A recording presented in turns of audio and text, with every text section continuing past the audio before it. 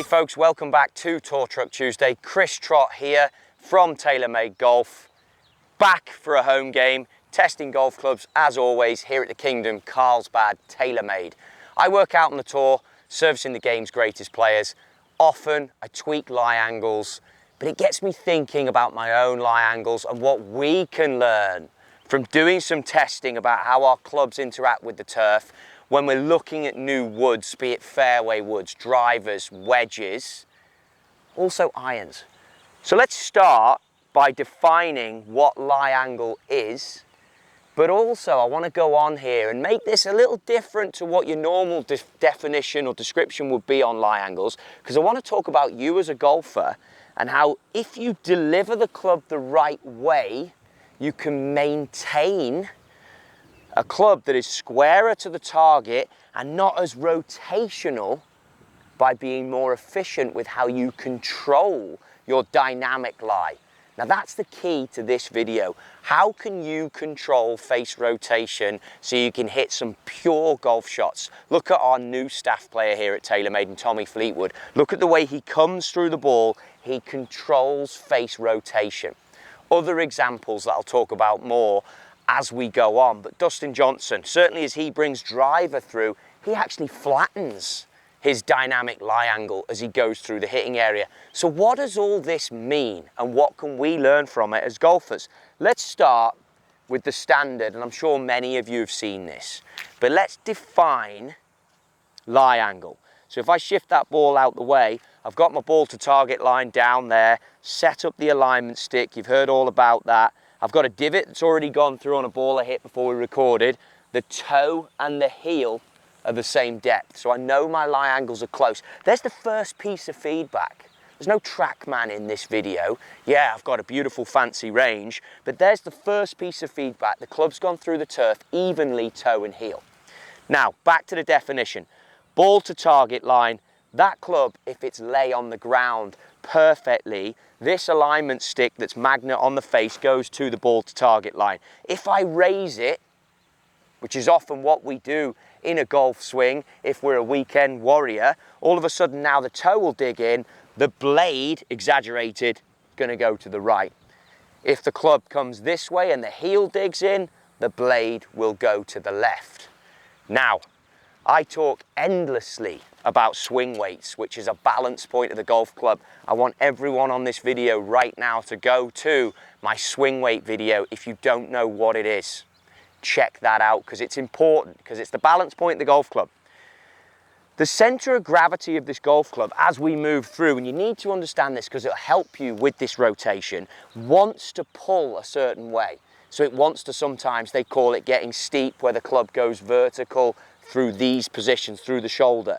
It's hot at the moment. Get the club shallow, shallow the golf club. Get the bow like Dustin or Rahm. Get this way. It's all to control though, this rotation at impact. Because if we come down slightly steep, what happens is we have to shallow. And to do that, chest or hips go forward, early extension, club comes through more vertical. That's exaggerated. And then in order to square up that blade, we have to flip. That means that rotation of the club face is happening extremely quickly. So therefore, if you're playing a lot of golf, you'll time the ball, you'll hit it straight.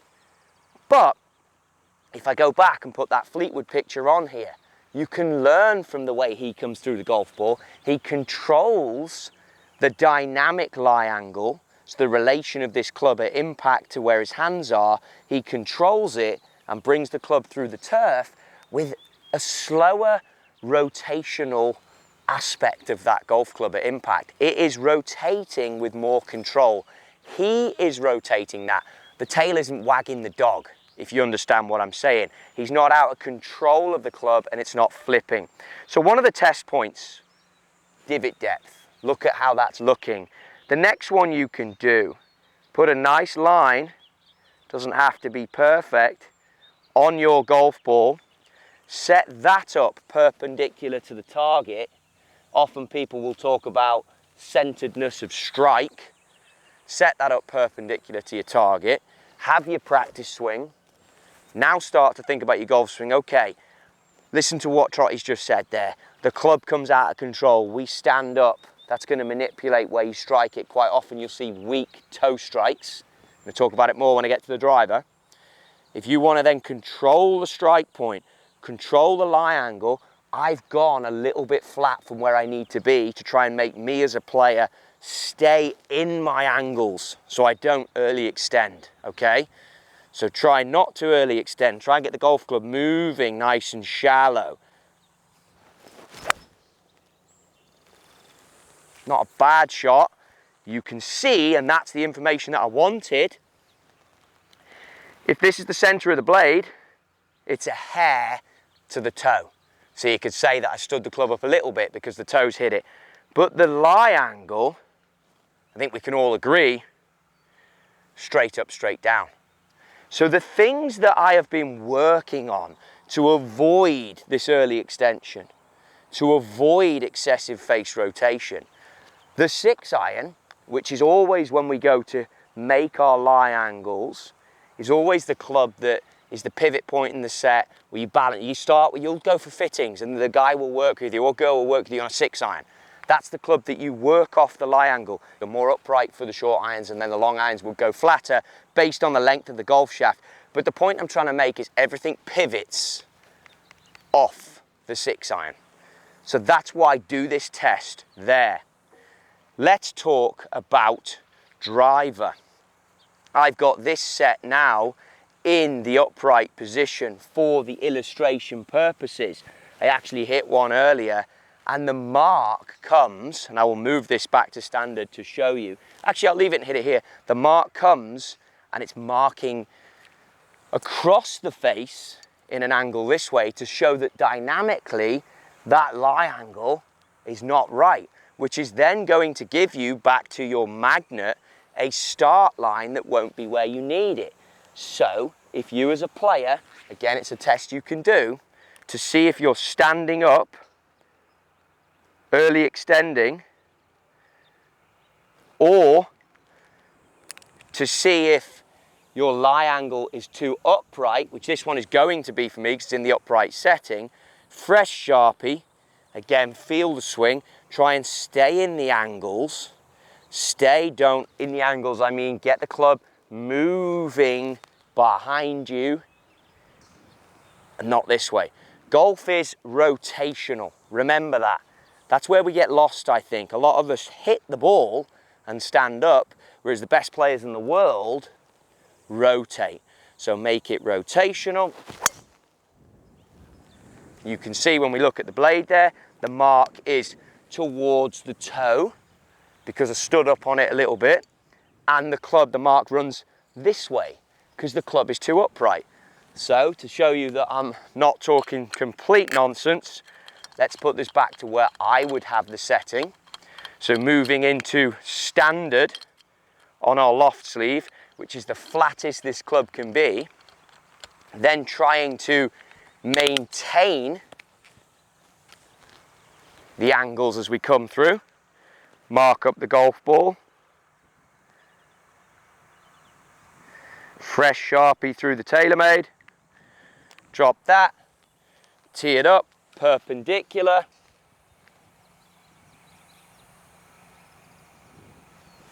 again, simple test, no TrackMan required, perpendicular to the target line. I like it. Driver looks much more familiar to me now. Hands already feel nice and low, and then you can see solid strike, out the center, lie angle, straight. And that one, if anything, was a little bit steep, still in play because you're playing with a lie angle that's correct for you. But the message is these lie angles can tell you if it moves towards the toe, you're losing your angles because the club is too much this way, and then you have to go this way. Charles Barkley effect, I'm sure you guys have all seen that. Now, what can we learn when it comes to wedges and lie angles? Obviously, I can't chip onto the putting green here because we've got maintenance work going on. But one of the things I found when I flattened out my wedges, it's important when you do this, you can go through the same test, hit the full shots, look at the markings on the face. But another good point for feel when we set up to it, try and keep the return, so try and get the hands to pass through the same space, recreate impact, okay? If you let it get upright and get away from you, face rotation becomes excessive. The best pitchers of the ball, I think, have low hands through the hitting area that way. They move low hands through. Now, the great thing that you guys can see from your angle is the club head is staying outside of my hands. So there, the head outside the hands, hit, head outside the hands. And that way, you are able to control the face rotation, and you're not going to be seeing, if I stand up, head goes way out there, flick. Head passes the hands this way. So it's all things that we can learn, that if you get the lie angles correct on your golf clubs, you can then get into a place where you can recreate impact. The hands can stay low. You can get some divots that are equidistant depth when it comes to the toe and the heel, so you know that's pure. If you've got the fault, which I'm telling you, a lot of us have, tour players not so much, but you'll see as you put your swing on camera, you back up, head comes off the wall, stomach goes forward, early extension, toe strikes. Get the clubs flat and work on holding that through there, holding it through the hitting area, keeping the head forward, keeping the arse out the way, coming through the hitting area, more like Fleetwood, maintaining dynamic, so dynamic when moving, when motion, at impact, lie angle, like a Dustin, not dumping that right arm, keeping the right side bend, all these fancy words that you're hearing in the coaching world. But what you will see effectively is a club face that moves through with control, the tail doesn't wag the dog, and you start hitting some absolute bombs down whatever range you are working at. Try it out, get the Sharpie on the face, look at the lie angles. I swear that you'll see some improvements. Flat is not going to hurt you, providing you stay in your body positions and recreate impact like some of the best players in the game that obviously I've been fortunate enough to see and work with here at TaylorMade. I hope that helps. Dissect it, go through it piece by piece, have fun with your equipment. If you make the right changes, it can help you become a better player.